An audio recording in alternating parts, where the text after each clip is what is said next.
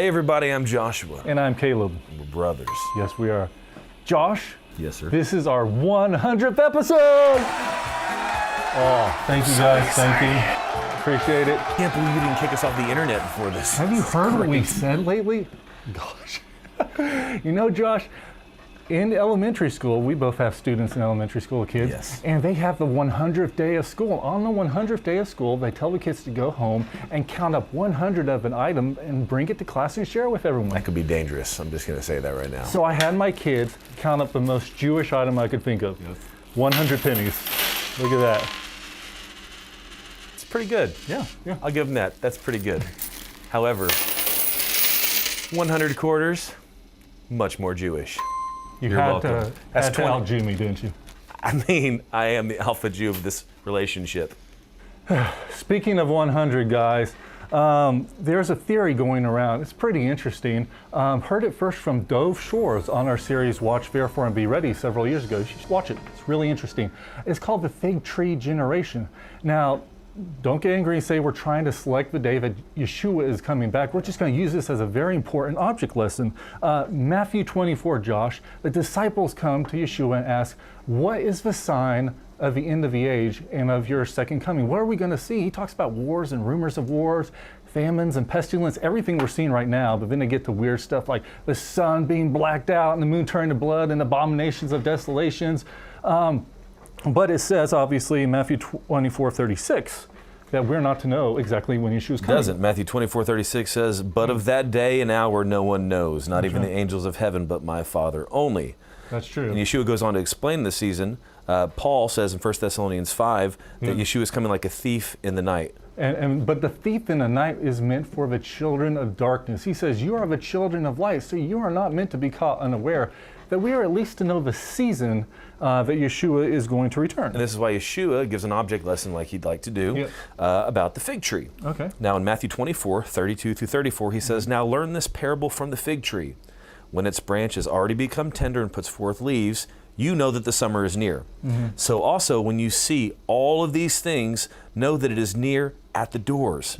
Assuredly I say to you, this generation will by no means pass away till all these things first take place. That's interesting. So many people read this and wondering, well, what is a fig tree? Who is a fig tree? How long is a generation? Let's look at Joel 1:7. Immediately explains, hey, Israel, Judah is the fig tree.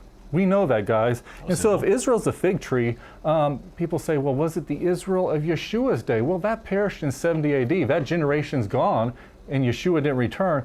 So they believe it's the rebirth of the state of Israel. And with that generation that saw the rebirth of Israel would be the generation that sees Yeshua return. So how long is a generation? I'm glad you asked that, guys. And since I'm a super math historian person, I'm going to help you understand this. I'm not. Regular Albert Einstein we have here. Not only when I have a big fro.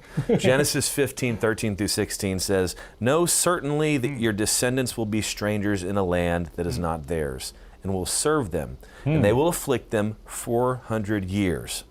And also the nation whom they serve I will judge. Afterward they shall come out with great possessions. Now as for you, you shall go to the fathers in peace. You shall be buried at a good old age. But in the fourth generation they shall return here, for the iniquity of the Amorites is not yet complete. Interesting. So God was talking to Abram, telling him a timeline of what was going to happen in 400 years to his people, the children of Israel, coming into the promised land. This isn't fuzzy math, guys. He says 400 years, 4 generations. We divide that, put it together. We get 100 years equals 1 generation. So if that is correct, then from the day May 14th, 1948, you add 100 years, you get May 14th, 2048. But I like to take it a step further, Josh. Yes. I say we believe we're going to be taking a pre-tribulation rapture, minus 7 years. You get 21 years or less before Yeshua's return. Isn't that interesting? Now again, we're not saying this is when Yeshua is definitely going to return. Yes. We're saying that if you're an individual who likes to look at these things that are out there and try to speculate about what, if you know the time or the place, this is what the theory of the fig tree generation would indicate. But it's really an object lesson. Why we're bringing all this up is because if you knew, okay, say Josh, you knew you had 21 years left on the planet. Would you spend 20 years partying, living in sin, and then the last year you'd follow God? No. Would you spend all 21 years following God? Or would you be too afraid or too timid to live for God now. And that's how some people are, Josh. They're afraid of what others may think about them. And stepping out and going full righteous mode and letting go of all the things of the world because they don't want to be ostracized. But we're telling you, all that matters is what your Heavenly Father thinks about you. That's the key, guys. Don't get caught up in times and dates and all these legalities. We want every moment that we have here to count. Yes. Every moment that you're here is for a purpose. The Father didn't leave you here by accident, and you're not existing here just to bide your time. That's right. You are specifically crafted and placed where you're at to reach a sphere of people that nobody else has the ability to get to. That's yours. So whether that's 21 years, whether you are a sadist and think it's 28 years because you want to live through the tribulation, more power to you. Not what I want to do, but okay, I've read about the things. Then it's 28 years. Yeah. If it's 128 years, if it's 1,000 years, if you never see it, Yeah. then live your life knowing that every single day of your life, That's right. you honored the Father and you honored the purpose that before you were even made in your mother's womb, Yes. He had thought about you, every detail, and placed you here. Because Yeshua is coming quickly. We know that sounds ethereal for some. He even said that to John the Revelator 2,000 years ago, but he is coming quickly. And you need to prepare your hearts and get ready because any time now, it could be it. So join us next time. And remember, 100 quarters is always better than 100 pennies. Like, Can I have your quarters, Josh? no, you may not. At least like 250 more times-ish better. 2,500 more times. 25. What's the math on that?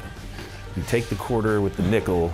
You have and they $20, Josh. and they have babies, and it makes pennies. No, but they're a different color. That would be weird. You'd have to have a